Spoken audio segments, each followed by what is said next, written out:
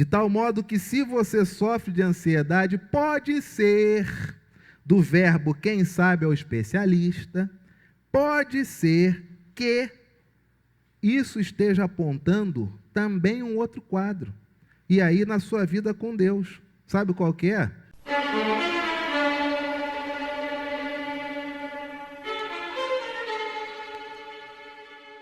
Queridos, no domingo retrasado, nós falamos um pouco sobre a entrada triunfal de Jesus em Jerusalém e fizemos um paralelo entre o momento onde Jesus entra na cidade santa e a primeira providência que ele toma, uma vez que é aclamado, bendito que vem em nome do Senhor, ele vai até o templo, purifica o templo, eliminando todos aqueles cambistas e diz: a minha casa será chamada casa de oração.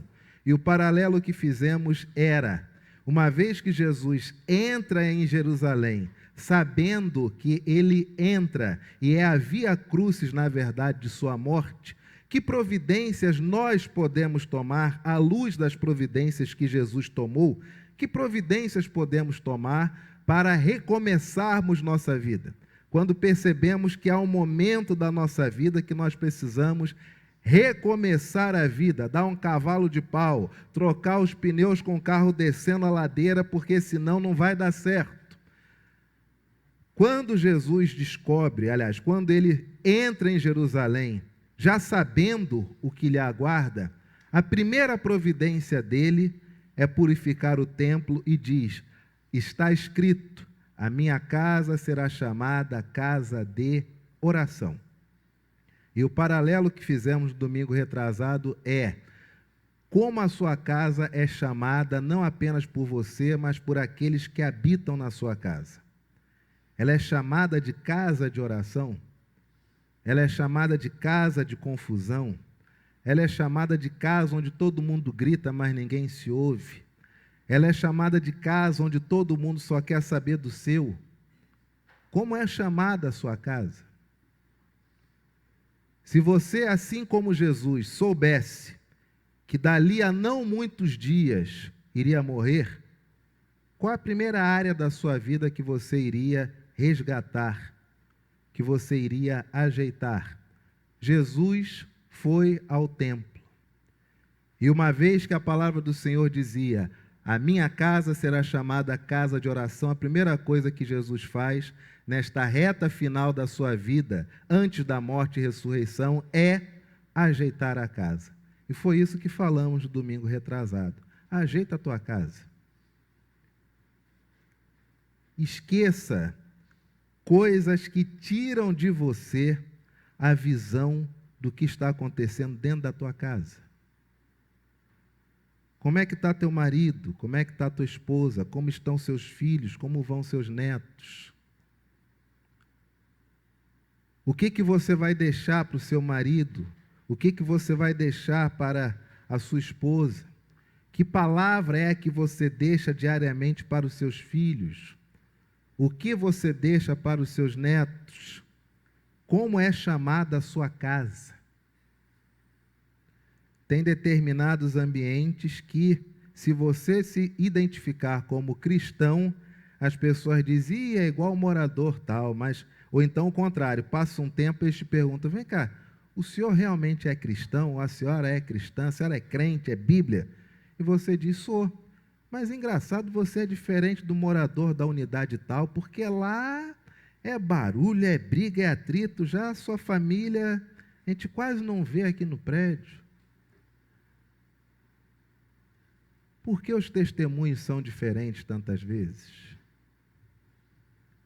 Primeira providência que Jesus tomou foi a de resgatar, de retomar, de restabelecer a decência, a ordem das Escrituras dentro do santuário e dizendo: a casa do meu Pai voltará a ser chamada de casa de oração. Segunda providência de Jesus, nós vemos aqui no verso 18 ao verso 22, onde logo depois que Jesus purifica o templo, ele começa a ensinar. E esses últimos ensinos, enquanto ele ainda está em liberdade, desses últimos ensinos, o primeiro é acerca da fé. Cedo de manhã, ao voltar para a cidade, teve o quê? Fome. E vendo uma figueira à beira do caminho, aproximou-se dela. E não tendo achado senão folhas, disse-lhe: nunca mais nasça fruto de ti. E a figueira secou imediatamente. Imagina Jesus fazendo isso hoje. Seria cancelado até pelos biólogos. Seria cancelado por todos os grupos que defendem o verde. Você imagina o que é? Algumas pessoas até dizem, olha, nesse dia aqui Jesus estava azedo, né? Porque ele expulsa os vendilhões do templo, aí ele dorme, mas ele ainda acorda ainda na rage do dia anterior, porque ele acorda de manhã com fome, vê uma figueira, não tem figo, manda matar, e fica por isso mesmo. Jesus estava numa vibe aqui que está meio esquisita, depois ele vai amansar, mas aqui está puxado. Quantas vezes eu li esse texto pensando exatamente isso, mas curiosamente, não tem nada disso no texto. Palavra do Senhor, nós sabemos que a figueira, ela representa, ao longo do tempo nas Escrituras, ela representa o homem, e ao mesmo tempo representa Israel. Figueira é uma figura de linguagem que representava primeiramente o homem e representava primeiramente Israel. Curiosamente, na figueira primeiro nasce o fruto, depois nascem as folhas. De tal modo que se a figueira está com folhas é porque já há o quê? Fruto. E aí Jesus acorda com fome. E ele está em Israel. E Israel é o quê? Ele está em Jerusalém. O que é Jerusalém? O que Jerusalém havia se tornado? Ah, meu amigo, Jerusalém se tornou o seguinte, é o local onde todo mundo se veste como servo de Deus, anda como servo de Deus, fala como servo de Deus, lê a Torá como servo de Deus, só Deus não está ali. É verdade. Se lembra como era chamado João Batista? João Batista era chamado de voz, mas voz de quem? Se lembra? João Batista era a voz de quem? Voz daquele que está clamando aonde? Ué, mas não era para ser em Jerusalém? Mas onde é que está o Espírito de Deus? Por que no deserto? Dada a corrupção da cidade. A lei dizia que deveria existir um sumo sacerdote. Quantos tinham? 3. Você consegue imaginar uma igreja católica com 3 papas? Mas no judaísmo, que só podia ter um, e da expressão sumo, você tem 3 sumos. Uma corrupção generalizada, onde o indivíduo, ele chega ao ponto de cumprir uma ordem, trazendo uma esposa grávida e pergunta, tem um lugar aí onde a gente possa passar a noite? E todos recusam, está grávida? Não, isso aí é... Não. Ninguém! E chega um que tem um gesto de não humanidade, mas talvez de sarcasmo. Ó, se está grávida, tem que ficar ali com os cavalos, é só o espaço que tem. Essa é a nação santa. E aí, nesse momento da história, Jesus acorda com fome, e ele encontra uma figueira com folhas. Figueira primeiro dá o fruto, depois dá as folhas. Se já tem folhas, é porque já há os frutos. E quando ele procura frutos, não encontra.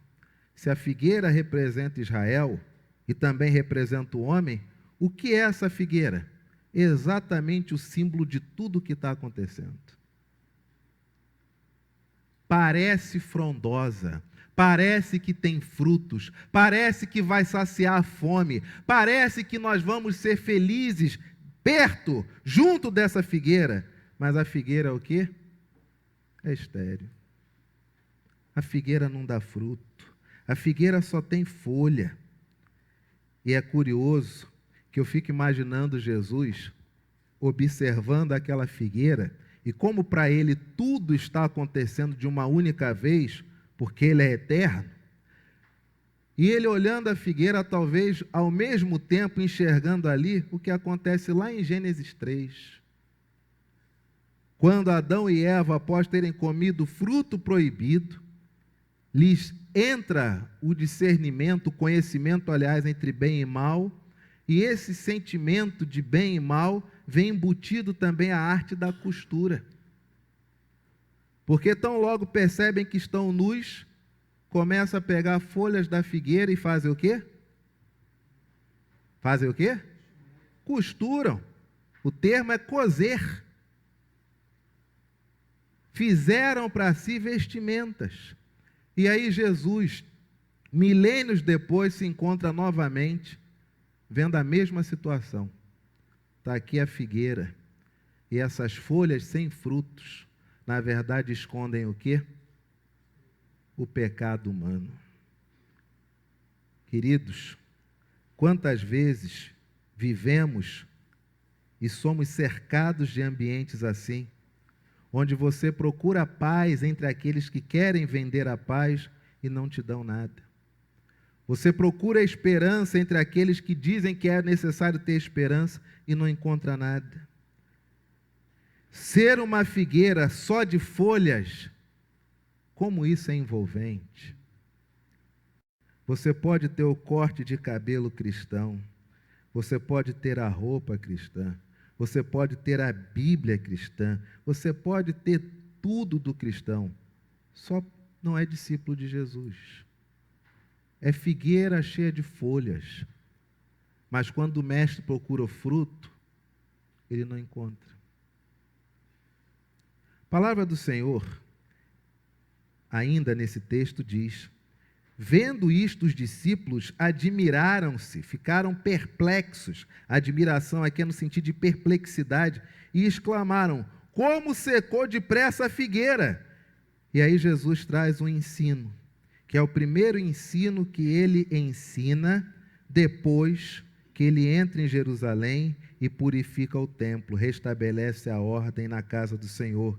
Jesus, porém, lhes respondeu: em verdade vos digo que se tiverdes fé e não duvidardes, não somente fareis o que foi feito à figueira, mas até mesmo se a este monte disserdes: ergue-te, lança-te no mar, tal sucederá. E tudo quando pedirdes em oração, crendo, recebereis. Se você é pai de família, se você é chefe de família, se você percebeu o seguinte, o óbvio: olha, eu estou aqui bem, estou bonitão aqui na Igreja da Tijuca, estou bacana, estou legal, está tudo maravilhoso, mas verdade seja dita, né? Pode ser que eu morra amanhã. Pode. Pode ser que eu morra hoje. Pode. Mas também você, ainda que diga: não, eu vou viver mais 100 anos, você não depende de saber da data da sua morte para fazer uma boa ação, não é verdade? Não é isso? Você não depende disso. Você pode ser bom hoje. Por que você tem que saber a data que vai morrer para fazer uma coisa boa? Seja bom hoje. Depois que você está ali dentro da sua casa, plantado ali, olhando tudo, ajudando, cuidando, ajeitando, você percebeu que o foco é a sua família, e aí, como sempre, é o que nós sempre dizemos: se os cristãos, eles efetivamente acreditassem em tudo que eles creem, dizem crer, como eles teriam filhos? Como se resolve o problema da humanidade? É só ter maioria. O que as outras religiões estão fazendo? Você viu o prognóstico de como será o Reino Unido daqui a 20 anos? Você viu o tamanho da China daqui a 20 anos? E os crentes? Sabe o que os crentes fazem? Os crentes fazem o seguinte: eu não vou ter filhos porque, afinal de contas, esse mundo é mau, o mundo jaz no maligno.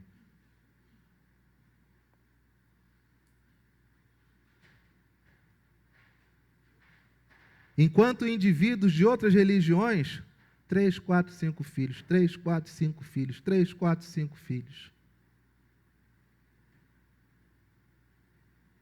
Se você ajeitou sua casa, ou está observando as coisas na sua casa, se você resolveu tomar para si o ato de edificar a sua casa, o ato de santificar a sua esposa, como diz a Escritura, se você tomou para si o ato de verificar se tudo que seu filho assiste, vê na televisão, vê no celular, vê escondido, se você tomou para si isto, de que dentro da sua casa você, homem, mulher, controla a vida até do papagaio, à luz do que diz as Escrituras, não deixando que qualquer outra coisa entre e invada o seu ambiente mais íntimo, onde existem as pessoas que mais você ama e quer bem.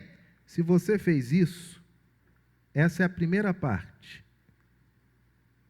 Mas agora vem as lições. Porque, afinal de contas, é o seguinte, você se tornou, sabe o quê? O chato da casa. Você se tornou, sabe quem? O reacionário.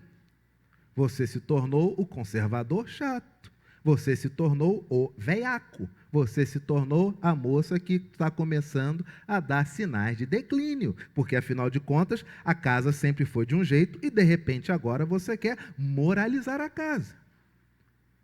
E as pessoas sentir-se-ão assim? Claro, por quê? Porque não adianta travar algumas coisas sem oferecer outras, né, meu amigo? O que você oferece para quem mora na sua casa?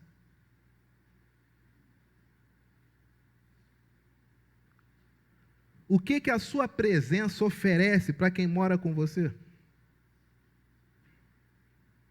Quando você chega em casa, acontece um efeito interessante, que todo mundo que está em casa começa a orbitar em torno de você, e você às vezes não consegue nem chegar no banheiro, e você diz, não, tá, papai já vai ver, tá, só ir no banheiro aqui rapidinho. Ufa, rapaz, quase não dá para chegar no banheiro aqui em casa, todo mundo vem trazendo um negócio. Ou na sua casa é o oposto. Quando dá o horário que você vai chegar em casa, as pessoas começam a entrar para os seus cômodos. Você nunca parou para observar isso não, amigo? Observa. Observa quando você está na sua casa em um dia que não era o horário padrão para você ficar. Observa se as pessoas se achegam a você ou se as pessoas afastam-se de você. Nós somos muito egoístas. Nós achamos muitas vezes que quando as pessoas nos deixam sozinhos, elas estão respeitando a nossa individualidade. Às vezes sim, mas às vezes elas te acham chato mesmo. Às vezes elas acham que você não tem nada a oferecer. Que toda vez que você vê uma coisa na televisão, você só critica, mas você não constrói nada. Você é excelente para visualizar o contexto da guerra da Ucrânia e da Rússia, mas tu não resolve um problema dentro da tua casa. Tu não percebe que mãe e filho, mãe e filha, filha e pai, filho e pai estão brigados e atritados. Você não percebe isso.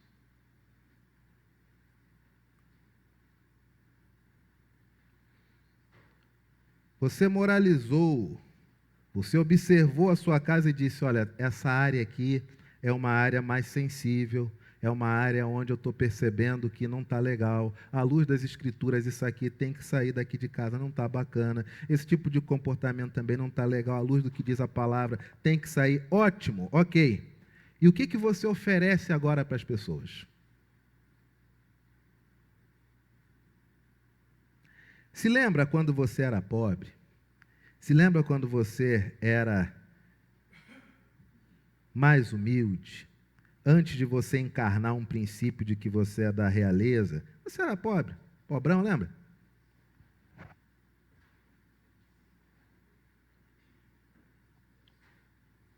Se lembra quando faltava luz, lá onde você morava? Que aí faltava luz, era uma batalha para achar uma vela. E toma-lhe cavucar um monte de gaveta até achar uns cotocos de vela. E toma-lhe cavucar ali perto do fogão para ver se achava um fósforo. E depois que acendia um cotoco de vela, aí a coisa começava a melhorar. e a luz não chegava e todo mundo se reunia ali perto da luz para conversar fiado. Quando a luz voltava, aquela alegria, mas um misto de tristeza. Por quê? Estava tão bom todo mundo ali conversando. Estava tão legal, meu pai calmo. Estava tão legal minha mãe calma. Estava tão legal meu irmão fazendo um negócio, todo mundo rindo. Estava tão legal a criancinha que pela primeira vez via a luz voltar do nada. O que você oferece quando as pessoas dizem, ok, aqui em casa você tem razão, à luz das Escrituras essas coisas têm que sair e vão ser substituídas pelo quê?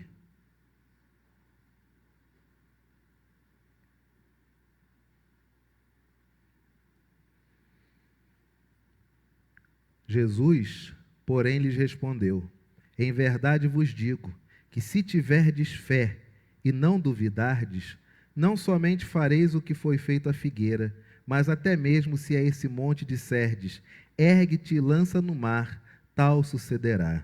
E tudo quanto pedirdes em oração, crendo, recebereis. Primeira coisa que Jesus estabelece na mente dos discípulos, com o santuário, templo restaurado, é fé.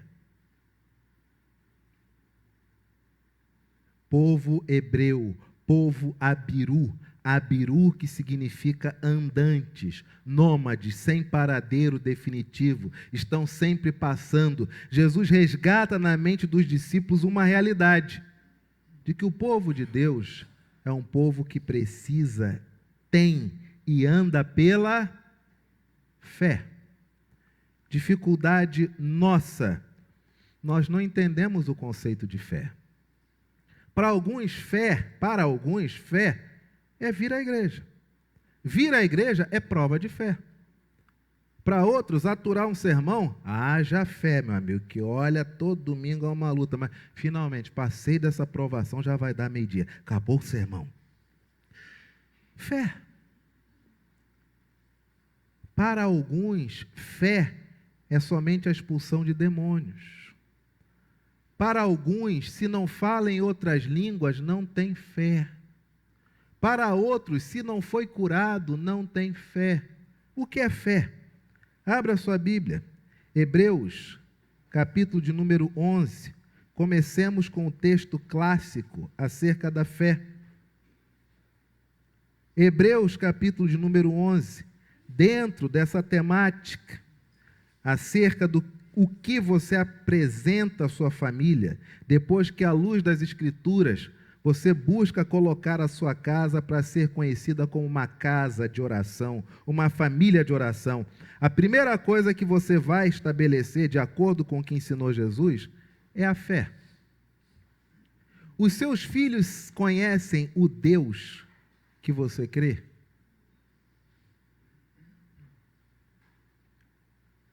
Houve Abraão, houve Isaac e houve Jacó. Se lembra do que Jacó, a promessa que Jacó faz? Se Deus for comigo e fizer isso, então será o meu Deus. Por quê? Porque caldeus eram, na sua maioria, politeístas. Salvo o melhor juízo, até Raquel, quando vai casar-se, antes, na sua bagagem, ela rouba os ídolos do seu pai. Pergunto para você nessa manhã, com toda a convicção, todos dentro da sua casa conhecem o teu Deus? Eles foram ensinados na escola dominical, isso nós não temos dúvidas. Inclusive, a nossa escola bíblica dominical, ela está de parabéns, porque nossos filhos têm crescido, se tornado adolescentes, têm feito suas públicas profissões de fé. Deus seja louvado por isso. É a colheita, fruto do trabalho das professoras da escola dominical, da UCP. Deus seja louvado.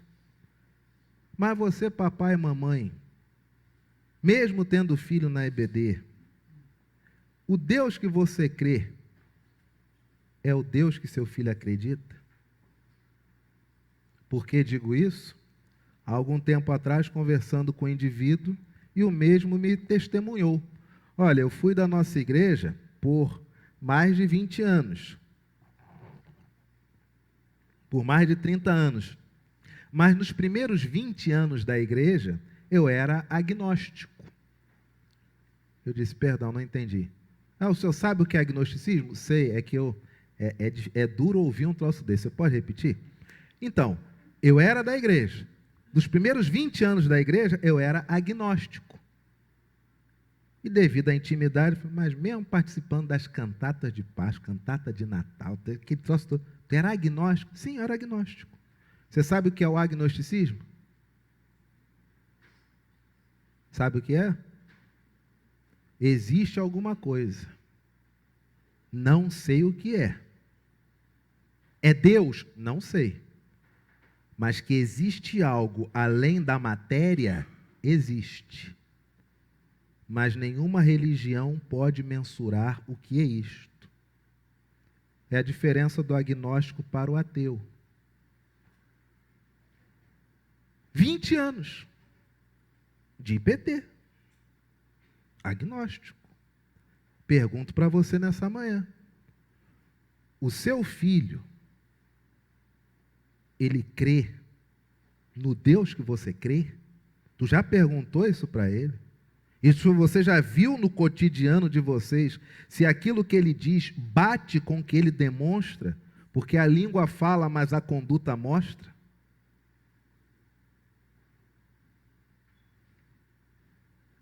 Estão percebendo como dá a impressão que inicialmente é uma ladainha, mais do mesmo, mas você começa a trabalhar os textos e as correlações, você vê a gravidade, a profundidade do que nós estamos estudando?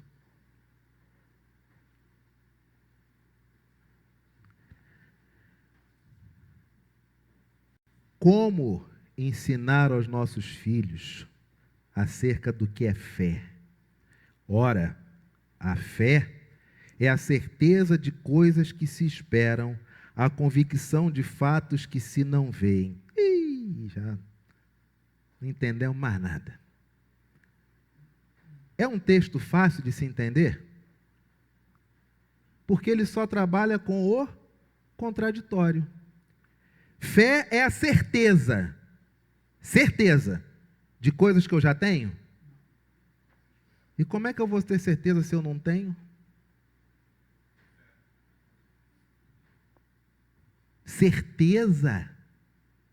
É a certeza. É fé? Então vamos lá. Você compra um avião agora de manhã? Você não tem dinheiro. Mas se você tivesse a certeza de que você teria dinheiro, você já compraria hoje? É isso. Eis o nosso cotidiano. Fé é a certeza de coisas que se esperam. E o mais interessante, a convicção de fatos. Se é fato, é o quê? É real, não é isso? É a convicção de fatos que... Ué, meu Deus do céu. Agora piorou tudo. Que fato é esse que não existe? E como é que o que não existe é fato? É assim que um ateu ou que uma pessoa que não é crente fica. Quando nós falamos, tem que ter fé. E ele fica, poxa, mas espera aí. Como? Como pode existir um fato? Aliás, como ter certeza de um fato, se fato é algo que existe? E o texto diz que é um fato que não existe. É impossível. Aí ele chega à conclusão, logo a fé também é impossível.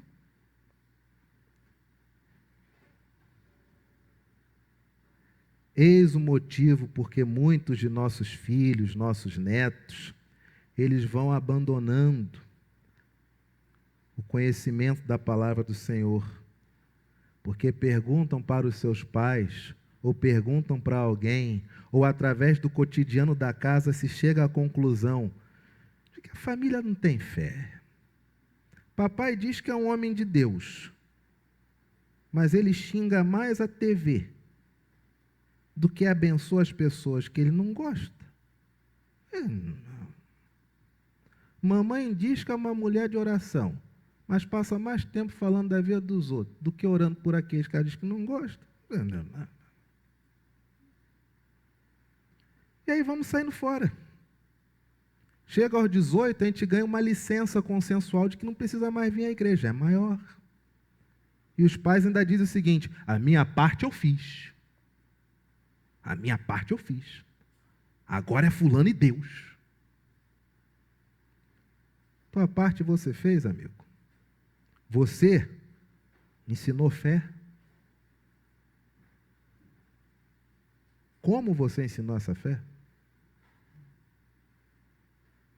Como é que você lidou, ensinou para alguém a observar fatos que não existem? Como é que você ensinou isso?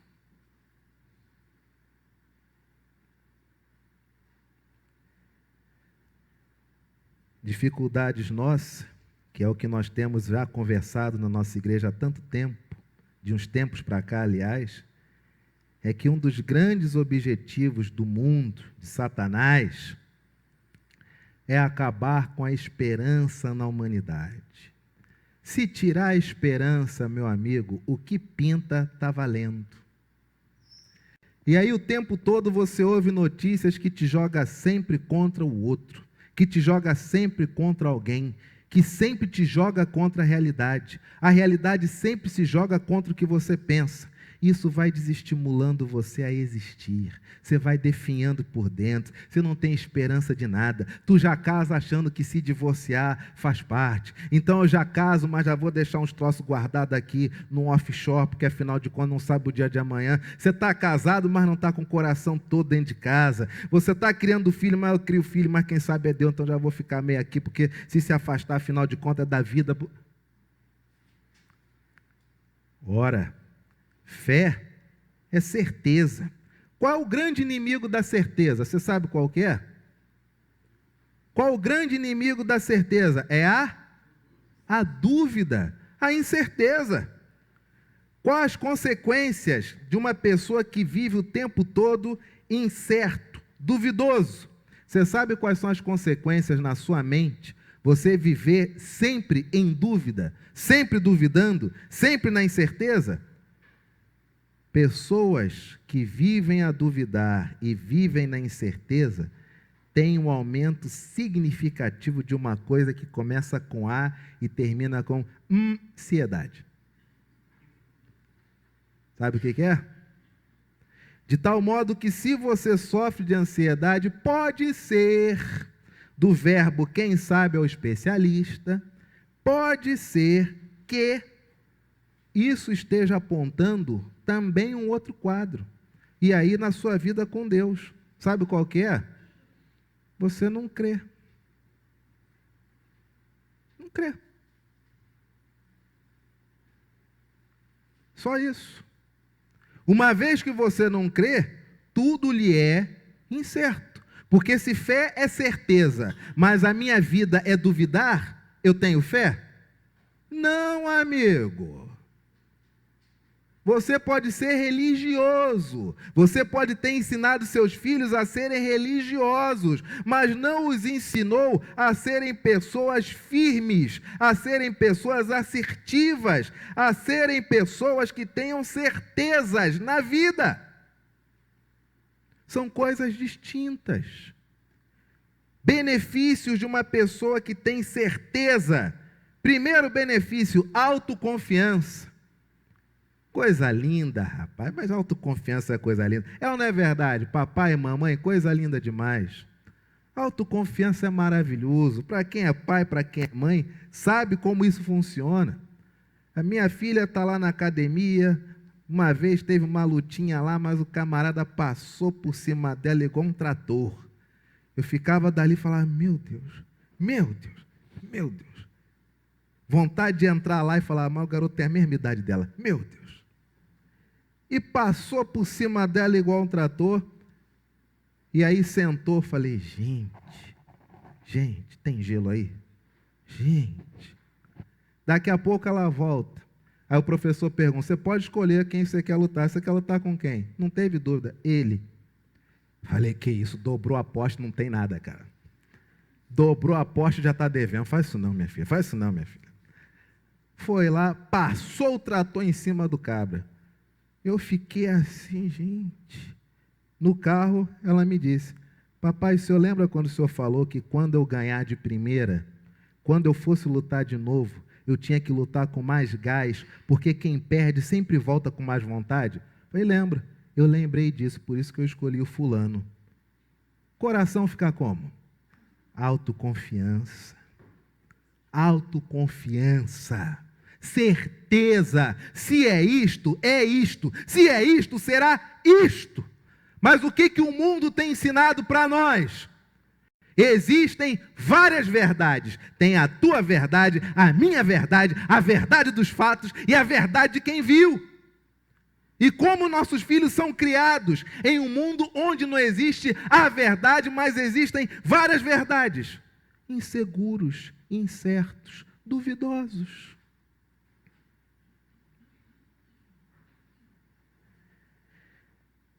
Benefícios da certeza, sentimentos positivos em quem está, sabe aonde?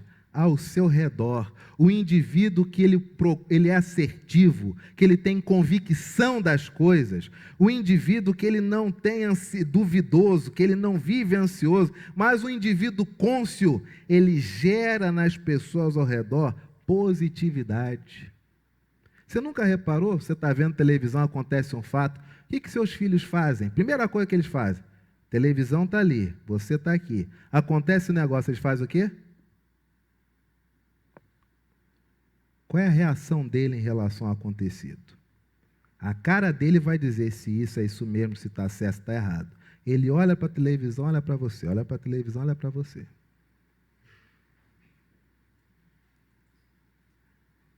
Certeza. Discípulo de Jesus vive na certeza. E olha que coisa interessante, a fé é a certeza de coisas que A fé é a certeza da esperança, meu amigo. Sempre na Escritura vai estar isso, irmão. Fé, esperança, esperança e fé. Fé, esperança, esperança e fé. Fé é a certeza da esperança. Qual o inimigo da esperança? Pessimismo. Mas se você é um indivíduo mais top de linha, substitua pessimismo por ceticismo. Você é pessimista? Não, sou cético. E o meu ceticismo é baseado na leitura da realidade. Sou cético. Pessimista, agorento, mesma coisa. Não quer que nada dê certo. Prefere que o mundo acabe num barranco para rir de quem ficou em pé e tu já estava deitado. É a mesma coisa. A diferença talvez é um cursinho, um mestrado, não dá na mesma. Dentro de casa é a mesma praga. Pessimismo, atitude mental negativa que busca antecipar o quê? O fracasso. Ontem, vendo um ator, trabalhou em tudo, já foi tudo, já fez tudo, ele dando entrevistas, o entrevistador perguntou, vem cá fulano, você já reparou que você se auto-sabota? Quando tu consegue um troço, tu mesmo vai lá e derruba aquele troço que tu conseguiu? O indivíduo falou, tá aí, eu nunca tinha reparado. O pessimista, ele passa o tempo todo com uma atitude que antecipa o fracasso. Consequências de uma vida de pessimismo, de falta de esperança, predisposição a diversas doenças, estresse e ansiedade. Se você é um indivíduo estressado, pode ser que, vai depender do especialista dizer, que o seu estresse também tem um pezinho no pessimismo. A sua ansiedade pode ser que tenha um pezinho no pessimismo. Qual o benefício de ser uma pessoa com esperança? Pessoas esperançosas são menos propensas à ansiedade ou depressão. Presta atenção nisso. Está tudo interligado, amigo. Está tudo interligado. Presta atenção nisso. Estudantes positivos têm melhor desempenho na escola. Pessoas esperançosas têm mais perseverança e resiliência, especialmente quando desafiadas. A esperança e o otimismo potencializam a resolução ativa de problemas. A fé é certeza de coisas do qual tem esperança. A fé é a convicção de fatos que se não veem. Sabe qual o grande inimigo de ter convicção de fatos, embora esses fatos não estejam materializados? Grande inimigo da convicção da fé é o analfabetismo espiritual. Não é analfabetismo funcional, não. É analfabetismo espiritual. O que é o analfabetismo espiritual? Incapacidade que o cristão demonstra de enxergar o mundo espiritual. E analfabetismo espiritual dá até em pastor, tá? Dá até em pastor. Certa vez, chegando lá em Paulo Afonso, segundo dia na cidade, estou ainda com a minha mãe vai lá ajeitar o básico para deixar o filho lá com 24 anos. Primeira experiência de ministério pastoral, andando pela cidade, para entrar numa loja, vem um indivíduo e começa a pedir dinheiro. Eu digo, não tem. E começa a xingar, porque eu estava vestidinho assim, de gola clerical, na cabeça dele, óbvio que tem dinheiro. E realmente eu não tinha. Se tivesse, também não daria, cheio de cachaça. Resultado, o indivíduo começa a increpar, começa a xingar, começa a vociferar, e eu fico parado olhando, e de repente ele começa a se contorcer todo. Se contorcer todo, vai se contorcendo, parece até que está sendo embrulhado. E eu estou vendo aquele negócio e eu pensando, rapaz, esse negócio de imposição de mãos do presbitério está certo mesmo. Funciona. Olha isso. Você tem uma carteira de ministro, está vestido de pastor.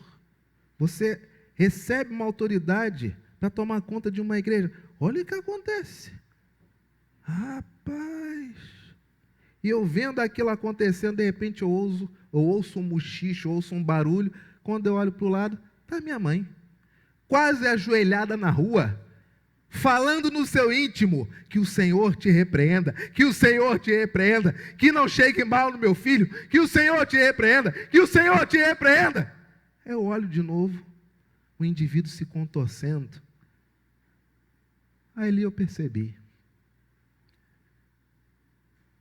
como falta um olhar sobre o que está acontecendo. Analfabetismo espiritual.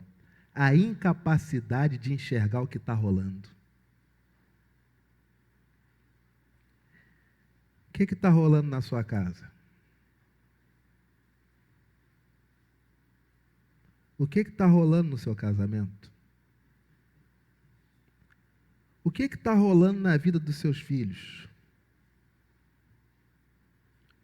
O que está rolando no seu trabalho? O que está rolando na sua saúde? De fato.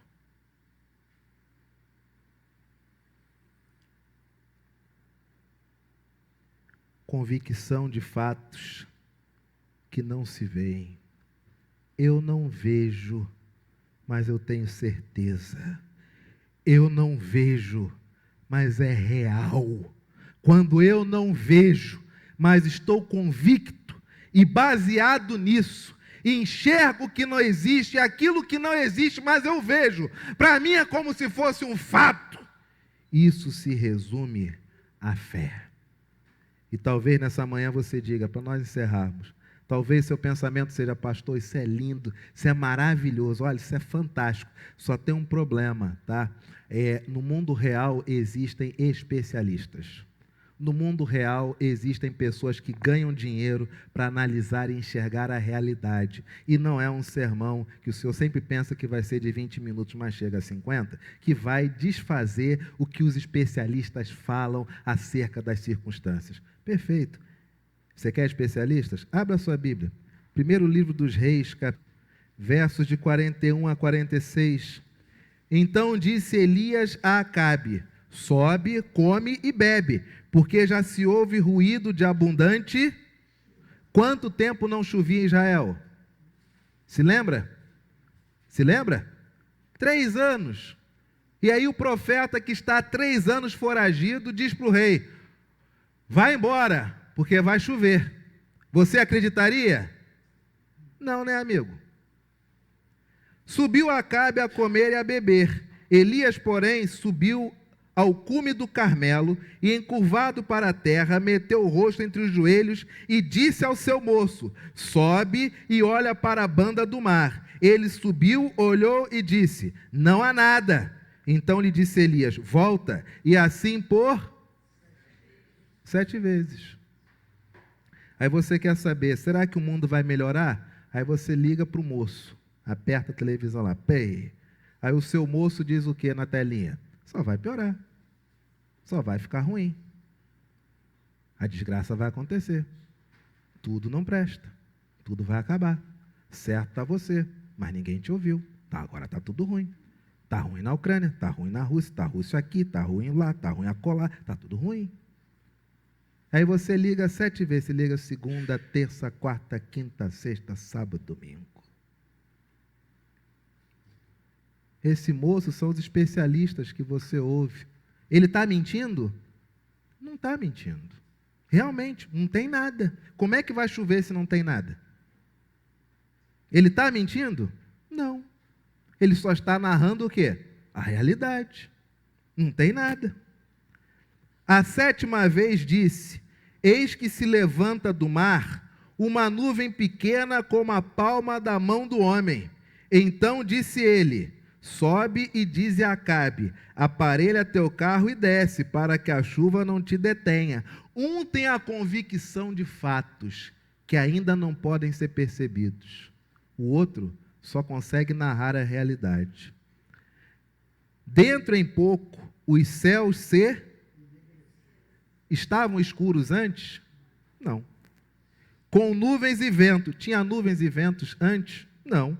E caiu grande chuva. Acabe subiu ao carro e foi para Jezreel. A mão do Senhor veio sobre Elias, o qual cingiu os lombos e correu adiante de Acabe até a entrada de Jezreel. Existem os especialistas? Existem. Existem as pessoas que elas são pagas para analisar e descrever a realidade? Existem. Mas você, discípulo de Jesus, não trabalha apenas com o que você vê, você trabalha com a convicção de fatos que não podem ser vistos. Talvez nessa manhã você simplesmente diga: pastor, minha família não tem solução. Eu não consigo ver solução na minha família. Se Elias estivesse dentro da tua casa, ele te mandaria ver 7 vezes. E ao final das 7 vezes ele diria: a solução já está chegando. Não retroceda, meu irmão e minha irmã. Ensine a quem está ao seu redor o que é fé. Seus filhos têm que aprender fé de você. O pastor, ele vai dar um verniz, um elan, vai passar um verniz de mogno para ficar bonito. Mas quem fundamenta isso na cabeça da sua criança é você. Seus netos vão aprender de fé com quem? Se você não sabe, então a responsabilidade é sua, é com você. Quando Jesus restabelece a ordem de acordo com as Escrituras no santuário, elimina o que não presta, ele diz que o santuário deve ser chamado de casa de oração. E logo após isso, a primeira coisa que ele ensina é acerca da fé. Ensina isso na tua casa. Ensina o que é fé. Qual é a outra lição que Jesus ensina para os discípulos? Domingo que vem, se o Senhor nos permitir.